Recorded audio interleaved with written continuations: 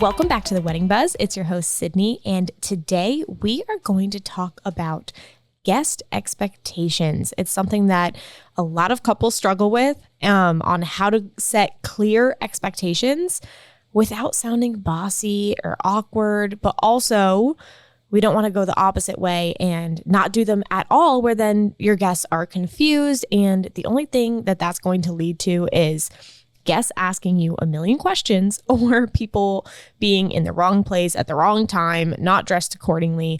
So let's talk about how to set some guest expectations, dress codes, unplugged ceremonies, +1, kids, and more. So why is setting guest expectations, why is it so important? Why does this matter?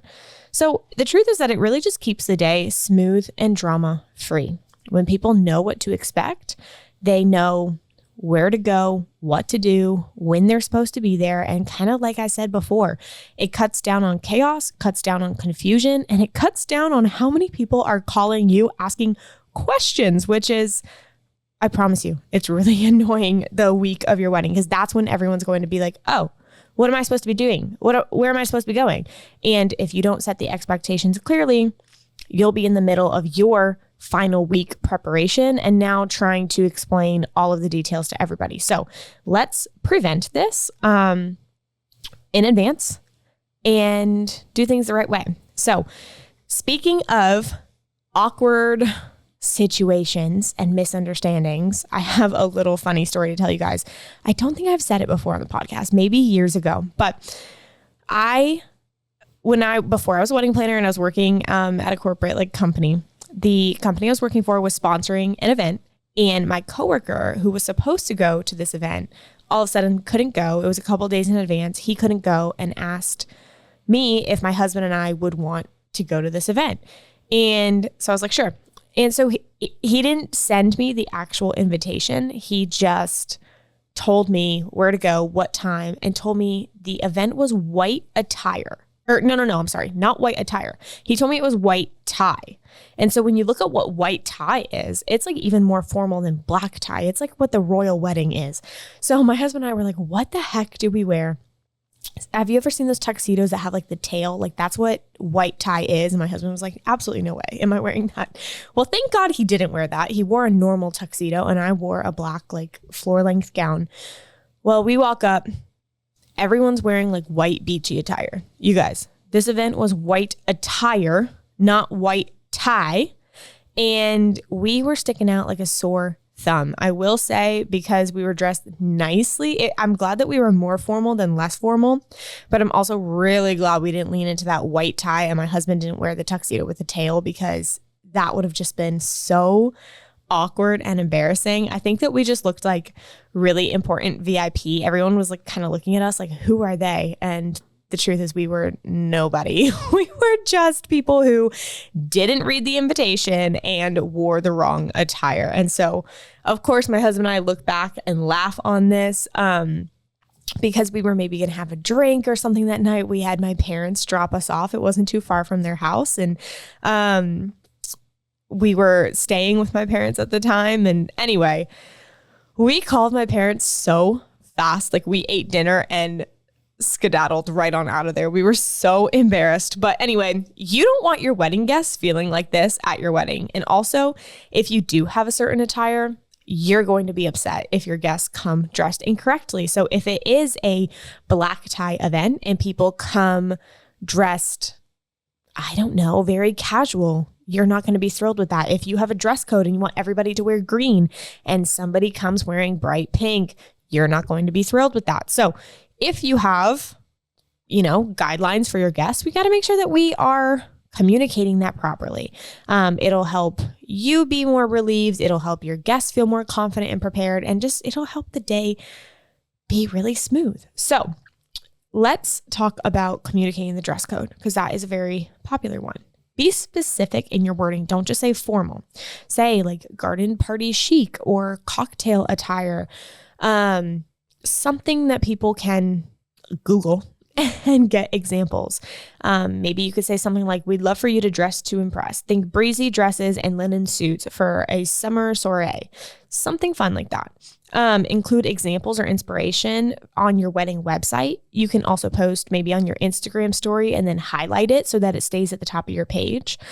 You can also make a Pinterest board and put a link to the Pinterest board on your website. Pinterest is such an easy way to go through pictures. You can type in yourself like garden party chic and see what comes up and then pin those all to one board and share that link on your website. You could put like a QR code on your detail card in your invitations. Just think of some ways to communicate the dress code and use descriptive words, and pictures are the best. Pictures help communicate the best.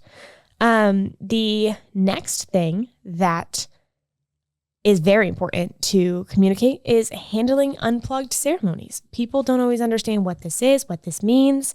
And it's just another example of something you want to get right. And so doing an unplugged ceremony helps keep the moment more intimate and allows the pros to do their job. It allows the photographers to get the shot without people raising their iPhones in the middle. It also helps, if people are on their phone, the higher the chance some phone is going to ring, someone's going to click over on TikTok and it's going to start playing some random video. And so I'm a big fan of keep the phones out of the ceremony. It keeps it out of the photos, keeps it out of the video, and just keeps it out of the ceremony, So a way to communicate this is, we invite you to be fully present. Please keep phones and cameras tucked away until after the ceremony. You could put signage as guests are arriving. You could put this in like an FAQ on your website. You can also have your officiant give a friendly reminder before the ceremony starts. I will say that for this specific thing, it is best to make sure that your officiant says it, because people might not read the sign, they might forget, or they might, see it on your website, but kind of ignore it. So if the officiant says it at the beginning, kind of holds everybody accountable, and then they don't want to be that person that is directly ignoring what the officiant just said. So another thing that is very important to communicate is +1 limits and guest list boundaries. It's okay to limit +1s, especially for budget and venue reasons. Venues have capacities, and most people's budget has a capacity as well, whether you think it does or not. I promise you, everyone's budget has a capacity eventually.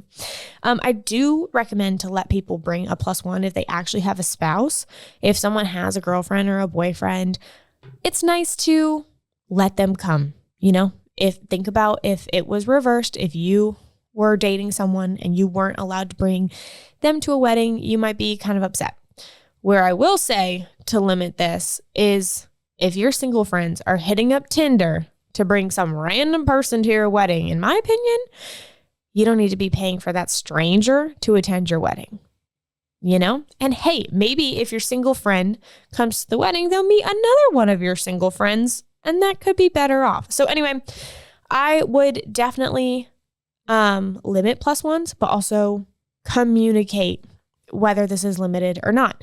On your RSVP cards, you can put specifically like the number of people invited, if it's a couple, you could put 2. If it's a single person, put like, we have reserved one party. If you're doing online RSVPs, you can put everyone's exact name and there's no option for, a second person. Some phrasing that you can use to be tactful in this on your website is, due to limited space, we are only able to accommodate those listed on your invitation. Thank you for understanding. You could put that on your invitation as well, maybe on the detail card or on the RSVP card. Put something like that. Due to limited space, we can only accommodate those listed on this invitation. Politely saying, don't bring random people. I would definitely recommend to maybe add a personal note if needed for close friends to avoid offense. If you know that there's certain people who might be upset by this, maybe have a private conversation with them, but make sure to explain the expectations beforehand so you don't have random people showing up to your wedding, because I have had that before. I have had someone come up to me and be like, I don't have a chair. my name's not there. Where's my seat? And I'm thinking, oh my gosh, how did I messed this up? Did I miss a place card? Did I miscount? What happened? And then it turns out like they weren't even invited. They weren't on the guest list. They didn't RSVP. Someone decided, hey, you can come. And they just showed up. So don't do that. Don't make sure no one's going to do that. So set expectations clearly. Or, you can even put something like, if you would like to bring a +1, like, please discuss it with me.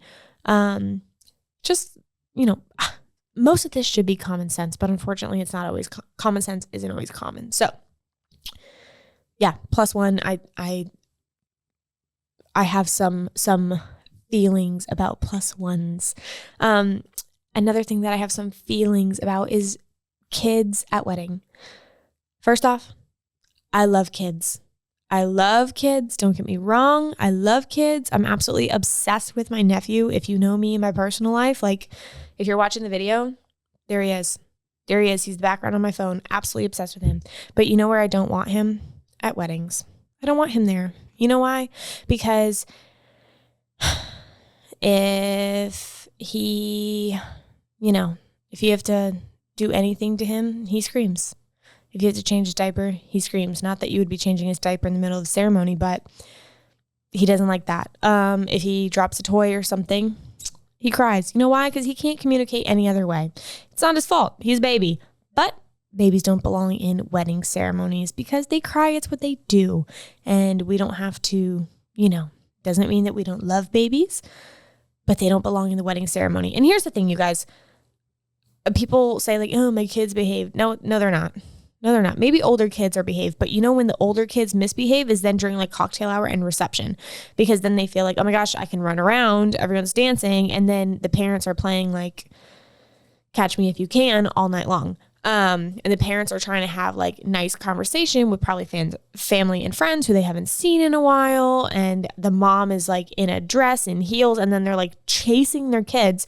And so every time there's like a baby in a ceremony, I'm like, why? Because it cries and ruins the video, just ruins the moment. It draws attention over to the baby instead of the actual wedding. And then when there's kids at cocktail hour and reception, either the parents are like running around chasing them and not being able to enjoy themselves, or the kids get tired halfway through. And now the kids are like, I always see like a dad out in the hallway with a sleeping kid and just waiting for mom, or vice versa. Or like the mom is out there like nursing her baby or holding a sleeping child, just waiting for the night to be over. And so I'm like, the parents don't even have fun at this wedding when there's kids. So anyway, kind of enough on that. I love kids. I don't think they belong at weddings. Of course, if you have flower girls and ring bearers, hopefully they're old enough to not like scream during the ceremony. And then if the parent or a grandparent or someone can come and take them, it really just works out best for everyone. I see it all the time where someone has like a mother-in-law or a babysitter or something. If it's a hotel wedding, so easy. They order pizza for the kids in that other hotel room. The kids are happier. The parents are happier. I promise it's best for everyone. Okay. Back to the point here though, is about communication. So you need to communicate this far in advance because 1, you don't want kids to just show up at your wedding when it's a kid-free wedding. And 2, you don't want your guests to be blindsided by, oh no, now I need to find childcare, because that's really stressful to find last minute childcare. And then, I swear to you guys, I had this outline for this episode done yesterday. And this morning I saw a friend on Facebook being like, hey, trying to find a babysitter this weekend so that my husband can attend a wedding with me. I'm really desperate because if I don't find a babysitter, this is going to be like 3 days in a row that he's left with the kids, blah, blah, blah. It's stressful for the parents if it's not communicated in advance. I don't know how long she knew about this no kid thing. Maybe she knew about it and just didn't do anything about it. I don't know. But you don't want that for your guests. You want them to know what to expect. So you could put something like, we love your little ones, but this is an adults only celebration. We hope you enjoy a night out. You can also offer childcare suggestions. You can, coordinate some local babysitters. There are even companies that do babysitting for events, and they can set up in another place at the venue even. And that's a really nice option for moms with like little ones, more babies or toddlers who might not feel comfortable leaving their baby, or if they're still breastfeeding. And so that's really convenient if there's like a child, you almost create like a little daycare center at your wedding in another part of the wedding where the rest of the guests won't see it. But those moms can kind of pop back and forth and enjoy the party, but still have the peace of mind that their little one is okay. So anyway, you can be creative, but I would definitely communicate that in advance and set the expectations correctly. It doesn't have to be a fight. You can say it nicely. Just tell them in advance, and you're going to set the expectation the right way rather than last minute chaos. You can be creative in ways that you deliver the message. I mentioned before putting like a story on your Instagram and then highlighting it. You got to make sure that your guests are actually going to see that, but you can point them there. Be like, oh, look at my Instagram and my highlights. It's all the information's right there. I recommend doing a wedding website and an FAQ page. Any questions that people may have, if you can think of common questions that they may have, create an FAQ page and then direct them there when they are asking questions on your invitations. You could say, hey, check out the FAQ page on our website. Hopefully this cuts down on the number of calls you are getting leading up to the big day. Include playful but polite phrasing on your invitation suite or inserts. I love detail cards. But make sure not to put so much information that people don't read it. On the detail card, sometimes those are small, and if you try to jam pack everything there, the font is so tiny and no one's going to read it. So something like, hey, I would put the attire on the invitation suite. I would put if it's child free on the invitation suite, because those are two things that people need to know well in advance. And then I would put something like, for more information, please check out our wedding website, and then have all the information on your wedding website. Reinforce things via email, group text, or social media reminders as the day gets closer. That's really for like your wedding party and your family. Make sure that they have their own timeline, where they need to be, when they need to be, because if you say that the ceremony is starting at 4 p.m., your family might think that they just need to be dressed and ready there at 4 p.m., but really you're doing pictures before with the family at 2 p.m. That's a huge difference. So make sure that you are communicating all those details. I love making a timeline specifically for family and wedding party and sending that out in advance. We also review this at the rehearsal. That is a great way, kind of like what I was saying before with the officiant, of setting expectations. Everyone's there, everyone's listening, everyone's paying attention, holding each other accountable. When you do that at the rehearsal, or if you have a planner or a coordinator, hopefully they are doing that at the rehearsal. It helps a lot, and it holds them accountable, because, I know that at the rehearsal, I told everyone where they need to be, when they need to be there, etc. And so now on the day of, if they're not listening, it's kind of like, hey, I told you this face to face yesterday. Like, please listen. So anyway, I feel that when expectations are communicated clearly, it cuts down on chaos, it cuts down on confusion. People are calmer, they know what to expect, and that just creates a better wedding day for everybody. So for you, for your guests, and for me, So you want your guests to support you and have a good time, and setting expectations just makes that easier for everyone. So I'd love to hear what types of things you have communicated to your guests. What details did you include that might not be the typical, just like attire or kid-free wedding? What other details have you communicated? I would love to know. Let me know. But with that, I hope wedding planning is going so well for you, and I'll see you in the next episode.